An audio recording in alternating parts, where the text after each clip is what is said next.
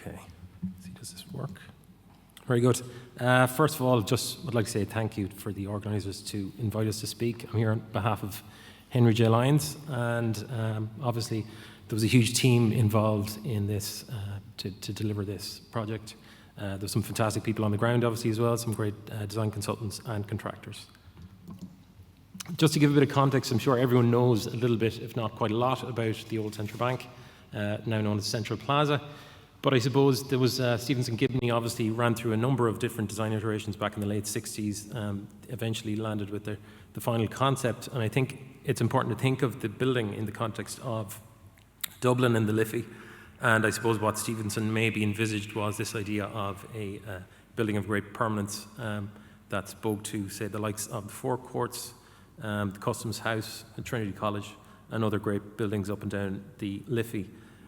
Even the palette itself, I suppose, these great slabs of granite versus the more traditional palette of red brick in Dublin, and also this idea of the datum rising above the datum of the city in terms of the eaves line. The eaves line, I suppose, is very important. Obviously, there was some issues with the building originally in terms of the construction height, and was stalled on site for many, many years. Architects Journal's 1972 described it as aggressively distinct and monstrously oversized. Brutalism gone mad, and the architects did not equate good architecture with instant popular acceptance. I suppose this was a monumental contrast to what was already within the city centre and Temple Bar itself. I'll just move on. In 1978, it was completed, obviously, in the Plaza, presented. You can see the centre image, the fantastic hairstyles, the flared jeans, and the amazing stairs down onto the Plaza. The 1980 edition of Architecture Ireland there on the right. And you can see actually with the roof now stripped back and that famous roof structure exposed to the elements. That was reclad again, and I think it was 1992 or 93. And I suppose prior to restoration works, one of the last interactions, just the image on the left, one of the last interactions that Stephenson would have had with the building would be the installation of the railings. He famously said that he went to bed with Lutyens and woke up with Palladio. But there's definitely some hallmarks here of, I think, late Frank Lloyd as well, amongst other things. One of the major impacts of that, I suppose, was the impact on the public realm. It was obviously very well occupied up until that point, and as a public space, it was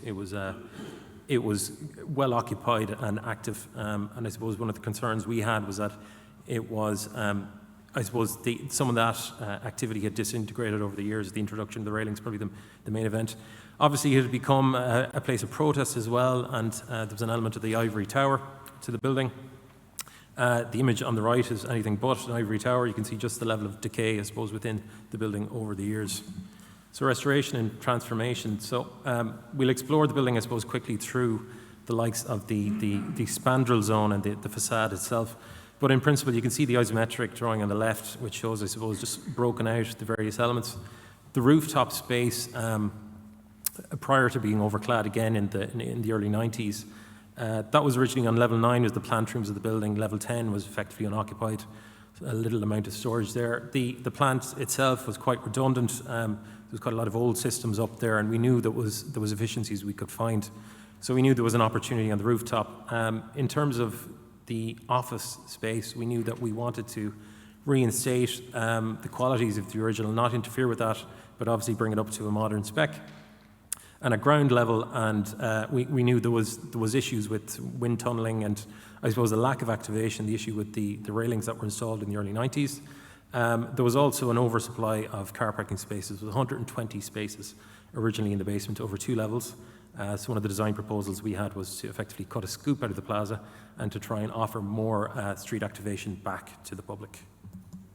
Sorry, just to go back on that, you see there's also a zone, the floor plan on the right is, I suppose, the floor plan as we present it now. But there was an issue with fire spread within the building, which had to be resolved. It meant that the floor plan had to be held back effectively, so open plan desking, etc., had to be held back from the glass edge. It's equated to about 30% of the net floor area of the building, so it was something we absolutely had to resolve. You can see there, I suppose, as it presented prior to strip out and reconstruction. But this magic trick, I think, that Stephenson developed, which is, I think, a stark contrast to the other examples of this around the world. This is a twin core structure. It's a very important item. And when I say twin core structure, it means that there's 2 cores that come up, and the roof structure effectively suspends the floors below it. But what Stephenson did was he separated the glazing line with these exaggerated granite sills. The extra depth separating the glazing line from the structure externally, and I think it just creates this wonderful effect. There's 2 terms that are referred to fairly commonly in this presentation. The super node at the top, which carries these hanging bars, the McAloy bars, back up to the rooftop and back down through the concrete cores. That's the diagram of it there on the left. This was the golden age, I suppose, of structural engineering, and highly inventive. ARP were involved in this originally. Unfortunately, it was also the golden age of thermal bridging and asbestos and air leakage and everything else that goes with it. So there was a lot of knock-on consequences. I suppose just to finish the element with regard to the structure, so you can see the diagrams in the centre with regard to the rising foundations, the slip core construction to build the cores, and then at the rooftop it was effectively formed something not too dissimilar to bridge construction. And from that, the various McAloy bars were suspended down, and then the floor plates jacked up into position. You can see on the right-hand side some cross-sections through the McAloy hanging system and the connections back into the floor plate. So you can see it there in 1972 with the original roof, which was eventually stripped back before the floors were lifted. You can see in 2017 when we inherited the building and the mast climbers are going up, we've stripped back some of the McAloy hangers in that image. You can still see the 1.5 module on the glazing and the overclad rooftop that was installed in the early 90s. On the right-hand side, you can see what we've done with it effectively. We've tried to hold on to the simplicity of construction. The glazing has gone from a 1.5 metre module to 3 metre module. It is tinted like the original. Full refurbishment of the McAloy hangers and the super nodes and the new rooftop construction, the glazed envelope, and onto the street, some new street activation. The one thing to point out here is there's a massive spandrel zone there that we don't see, and there was a huge amount of work that went into that.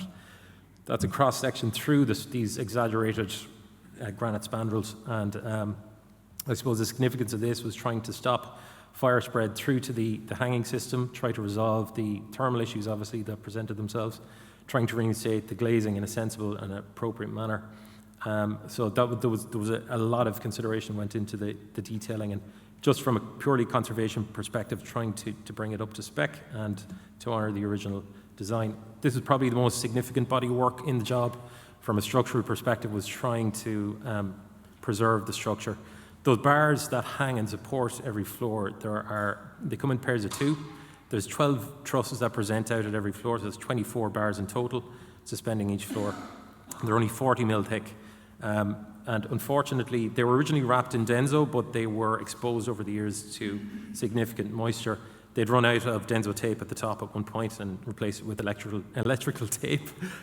So that tracked down the bar. Now, thankfully, there was not as bad actually as it looks, but nevertheless, there was about 6 kilometres of bar to be cleaned and inspected. Some ultrasonic testing and other methods were employed to ensure that they were in a good state. As we transition up then to what we call the supernode junction, which is this enormous UC steel that is it's welded plates on each end. The McAloys then transition to a diagonal and then back up into the roof structure. So the center image in the bottom there, you can see it was almost like an operating theatre. This is like open heart surgery. The level of care that had to be taken on these junctions was really something else. We had to do this in scaffolds cantilevered over the edge of the building as well at a crazy height. We've actually filled that box with wax and to stop future moisture ingress. And to do it, actually, it was done in the middle of winter. We had to wrap it in an electrical blanket and pour the wax in so that it maintained its a constant temperature so it didn't solidify unequally. So there was such a level of detail that went into this. It was quite fascinating. I suppose the other important thing here is with regard to the cores. Obviously, we need to take the structure, we need to take those forces back down. On the left-hand side there, you can see we had 3 passenger lifts and 2 executive lifts originally. Now we've got 2 service lifts, a firefighting lift, 4 passenger lifts, and 2 high-speed lifts to the roof. That's the Plaza. You can see it there in 2013 when we got our hands on it with the railings. 2018, you can see that carving out into the lower Plaza and as completed there. One of the main distinctions we wanted to make, because we wanted to really make this building work very hard, so we tried to stack uses, so we still have the office use in the intermediate floors. We've F&B and retail offerings down at the ground floor and the lower plaza, and at the rooftop we have this hospitality space. So we needed to create a distinct means of access to that. So we've flipped the staircases. One goes up to the office as it did originally. The other goes down and provides a distinct means of access to the rooftop space. You can see there just the complexity within the roof structure that we inherited. You can see actually at the top of the image there on the left, you can see the original exposed roof structure, overclad. That was again overclad in the early 90s. And when we peeled it back, you could see the amount of the complexity in the structure up there. You can see the horizontal macaloids that transition between the cores. Is a 15-meter span between those, and they're perfectly taut. This is the glass envelope, the octotube from Delft for the subcontractor involved with this. We tried to come up with a scheme that was quite neutral, this kind of diamond lattice that sits on top of the cores and the existing steel structure. And it's, I suppose, in a way, it's not trying to contrast too much with the strong horizontality of the original building below. And you can see there's, I suppose, just preserving the views out to the city beyond. I suppose just to wrap up then, I suppose then some of the finishing touches, some of the other elements that we to consider in terms of the envelope and the performance of the building was the heavily exposed soffit, obviously underside of level 2, so there's new aluminium panels in that. All the encasements, including rock wool wraps and all the rest to these parts.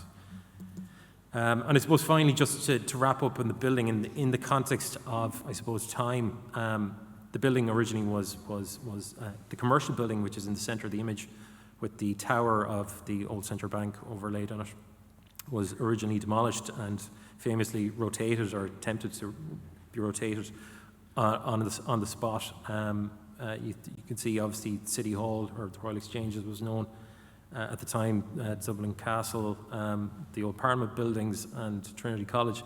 And I suppose just in the context of this building as a building originally envisaged as a building of permanence, that it in many ways I think the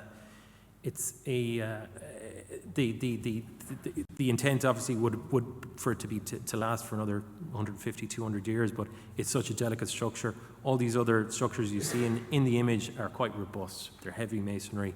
This is a lightweight thing. And look, fingers crossed it can last for another 50, 100, 150 years. Thanks very much.